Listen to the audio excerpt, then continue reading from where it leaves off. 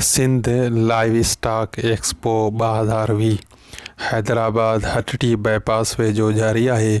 हिन मेले में मच्छियुनि, पखियुनि, कुतनि, ॿकरियुनि, मेहुनि, सान, ॻऊं, ढगे, घोड़े, नांग बलायन ऐं वाघुनि जा नस्ल नुमाइश लाइ रखिया विया आहिनि। ही तमामु सुठो मेलो आहे। ही सिंध हुकूमत ख़ासि करे उन जे वज़ीर सरदार बारी ख़ान पिताफ़ी जे तमामु हिकिड़ो सुठो क़दम आहे, जंहिं हिकु ॿोसियत माहौल में हिन हिकिड़ो अहिड़ो मेलो करायो आहे। ही तमामु लाइव स्टॉक जो कारोबार आहे, मुनाफ़ा बख़्श कारोबार आहे। अॼु जे नौजवान खे हिन कारोबार तरफ़ बि नज़र रखणु घुरिजे। ही तव्हां ॾिसी सघो था, हिन मेले में काफ़ी नस्लनि जानवरनि जे काफ़ी नस्लनि जा नस्ल नुमाइश लाइ रखिया विया आहिनि। ही हैदराबाद में ही मेलो जारी आहे। सिंध हुकूमत जे तरफ़ां सिंध हुकूमत लाइव स्टॉक डिपार्टमेंट जे तरफ़ां ही तव्हां ॾिसी सघो था।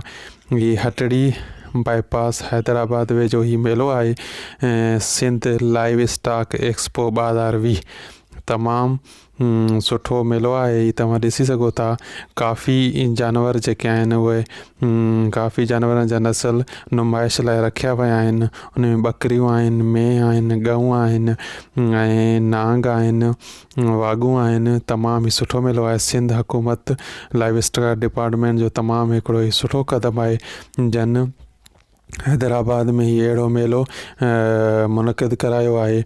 अॼु जे नौजवान खे इन कारोबार ॾांहुं बि ज़रूरु ध्यानु ॾियणु घुरिजे। ही तमामु मुनाफ़ा बख़्श कारोबार आहे।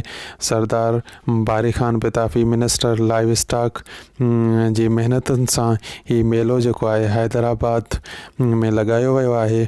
सिंध लाइव स्टॉक एक्सपो 2020 तमामु सुठो मेलो आहे। दोस्तनि खे हिन मेले में शिरकत करणु घुरिजे। उते तमामु काफ़ी जानवरनि जा नस्ल जेके आहिनि उहे नुमाइश लाइ रखिया विया आहिनि। महिरबानी।